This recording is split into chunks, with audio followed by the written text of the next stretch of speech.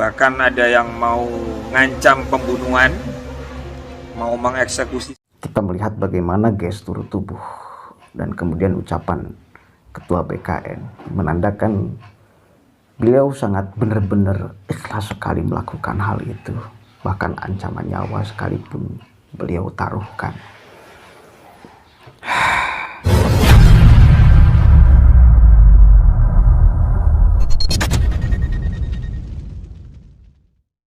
Assalamualaikum warahmatullahi wabarakatuh. Hamdan syukran lillah amma ba'd. Sahabat-sahabat sekalian, saya mendapatkan informasi barusan ya dari Padasuka TV. Kemarin kan rame dan hari ini masih juga rame terkait pelaporan Gus Najih oleh BKN, Barisan Ksatria Nusantara. Nah, ketuanya hari ini itu banyak sekali mendapatkan teror, bahkan ancaman pembunuhan. Pokoknya ngeri-ngeri ya. Mudah-mudahan beliau, Ketua BKN, diberikan kesehatan ya. Nah, mari kita tonton nih sama-sama videonya. Bahkan ada yang mau ngancam pembunuhan, mau mengeksekusi saya. Intro dulu ya. Allahu Akbar. Assalamualaikum warahmatullahi wabarakatuh. Pemirsa, salam sehat selalu. Jaga imun, jaga kesehatan, tetap di rumah, ikuti anjuran pemerintah. Siap. Pemirsa, saya dapat kabar bahwa Ketua Umum BKN Barisan Ksatria Nusantara Gus Rofi'i mendapatkan teror bertubi. Nah, saya ingin mengkonfirmasi apakah teror ini berkaitan dengan langkah BKN melaporkan Gus Najih atau teror ini berkaitan dengan yang lainnya. Saya mengkonfirmasi sama Ketua Umumnya. Assalamualaikum Gus. Apa kabarnya nih? Nah, saya dengar Anda mendapatkan teror bertubi. Benar enggak ini? Waalaikumsalam warahmatullahi wabarakatuh. Baik Mas Yusuf, alhamdulillah saya dalam keadaan sehat. Walaupun hari-hari ini setelah saya memimpin laporan kepada Gus Najih, banyak teror, bahkan ada yang mau ngancam pembunuhan, mau mengeksekusi saya. Itu benar Mas Yusuf, bukan hanya itu, banyak lah. Tapi tidak apa-apa, katanya Mbah Yai As'ad Samsul Arifin, kalau tidak mau repot, jangan berjuang. Karena perjuangan itu membutuhkan pengorbanan. Nah, orang-orang yang meneror saya, bahkan sampai mau mengeksekusi saya, itu karena mungkin mereka itu tidak tahu apa maksud dan tujuan dari saya melaporkan Gus Najih. Karena saya dan teman-teman BKN menginginkan jangan sampai ulama-ulama kita atas ucapannya lalu menjadi bulian warga Indonesia. Masih beruntung saya melaporkan cepat-cepat Gus Najih kepada pihak kepolisian. Kalau yang lain melaporkan beliau, aduh, saya tidak tahu bagaimana itu nanti. Tujuan saya Mas Yusuf melaporkan Gus Najih tidak lain dan tidak bukan adalah bagian dari bentuk kecintaan kepada seorang ulama. Apalagi beliau adalah putra Mbak Maimun Zubair, seorang kiai yang Masya Allah menjunjung tinggi adab dan akhlak. Itu ada di sosok Mbak Maimun Zubair. Makanya beliau almarhum dapat diterima oleh semua pihak, termasuk orang-orang yang berseberangan dengan beliau, baik secara politik atau yang lain. Bentuk terornya seperti apa, Gus? Apakah telepon, WA, atau seperti apa? Jadi Mas Yusuf, ada penelpon, ada yang neror melalui WA, termasuk yang mau mengeksekusi saya, itu juga ada. Tapi bagi saya sih tidak masalah ya. Teror atau ancaman, bahkan sampai pembunuhan sekalipun, saya nggak ada masalah. Karena saya melaporkan Gus Naji semata-mata karena Allah. Karena kewajiban kita sebagai umat manusia, apalagi sesama muslim, kita memang punya cara macam-macam untuk mengingatkan seseorang, yang mana seseorang itu putra dari beliau, ulama besar, wali. Menurut saya wali beliau. Kenapa saya katakan wali? Karena ajarannya, adabnya itu menjadi teladan kita. Mari kita bersama-sama mendoakan Mbah Maymun Zubair. Mudah-mudahan beliau bersama Gus Dur sedang menikmati surga. Amin, amin ya Allah. Al-Fatihah. A'udzubillahi minasyaitonirrajim. Bismillahirrahmanirrahim. Alhamdulillahirabbil alamin, arrahmanirrahim, maliki yaumiddin.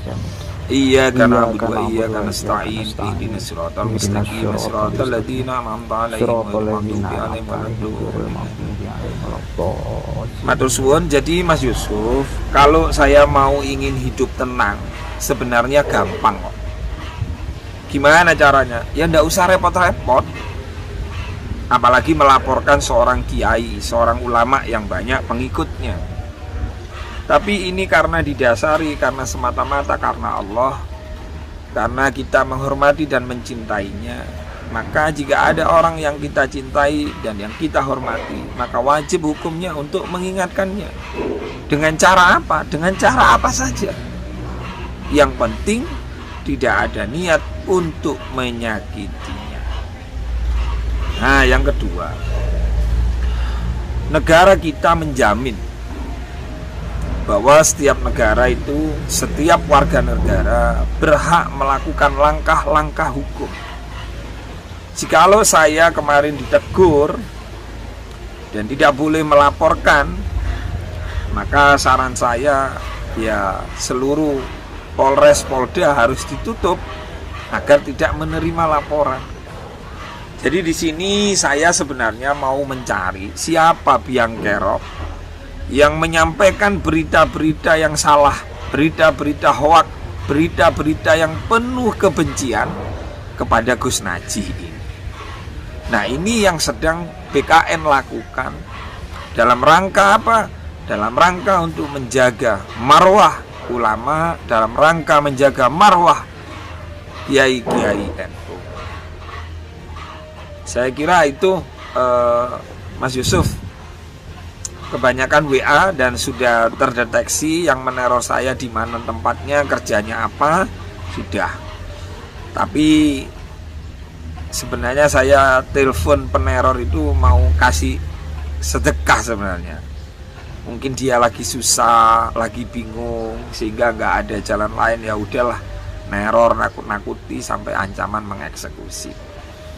Pengacara teman saya ya mengatakan bahwa ini bisa pidananya lumayan sampai 6 tahun lebih loh. Kasihan sebenarnya. Bisa sedikit diperlihatkan bentuk terornya? Baik Mas Yusuf, untuk bentuk terorannya nanti saya kirim ya kepada panjenengan, termasuk ancaman-ancaman, termasuk ada sebagian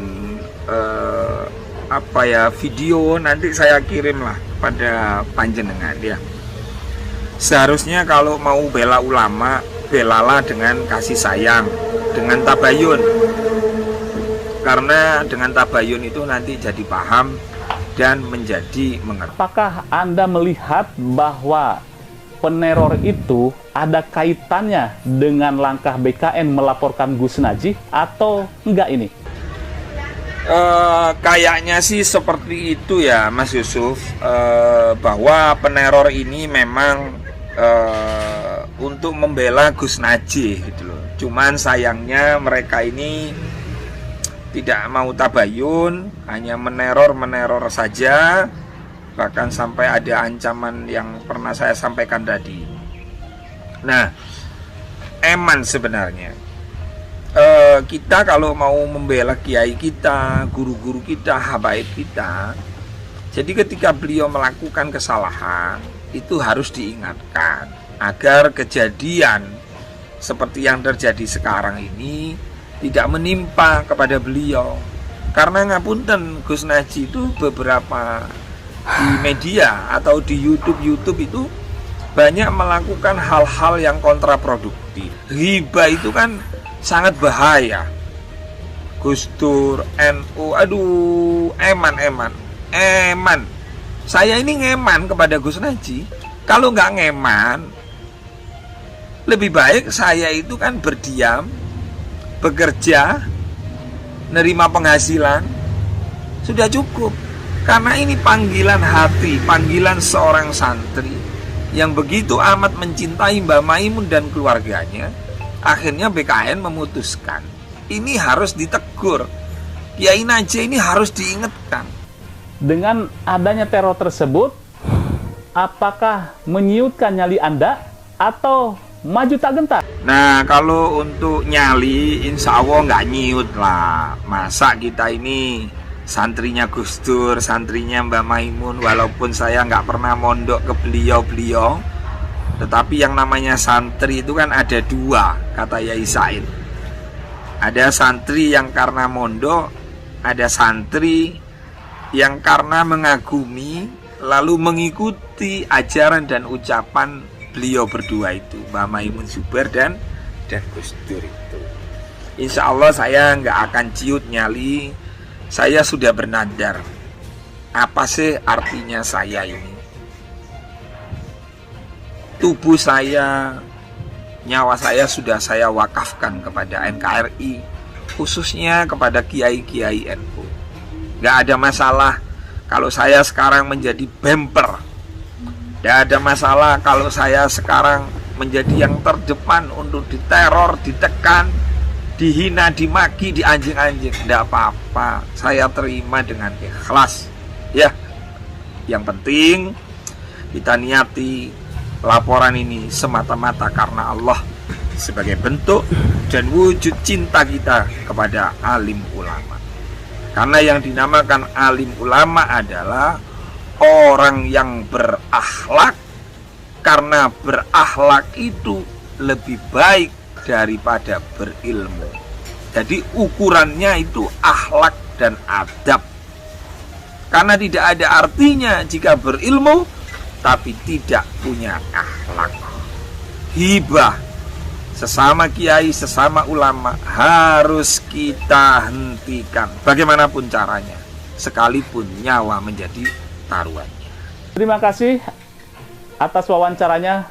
Semoga Anda sekeluarga sehat selalu dan dilindungi oleh Allah Subhanahu wa Ta'ala. Dan kepada pemirsa, demikian wawancara saya dengan Ketua Umum BKN. Ngeri ya. Kita hanya bisa mendoakan semuanya agar tetap baik-baik saja. Kita melihat bagaimana gestur tubuh dan kemudian ucapan Ketua BKN menandakan beliau sangat benar-benar ikhlas sekali melakukan hal itu. Bahkan ancaman nyawa sekalipun beliau taruhkan. Kita doakan mudah-mudahan Ketua BKN itu bisa kuat dan proses yang dilakukannya lancar sehingga menjadi perbaikan untuk kiai-kiai kita, untuk Indonesia. Allahul muwaffiq ila aqwamit thoriq. Wallahu a'lam bishawab. Assalamualaikum warahmatullahi wabarakatuh.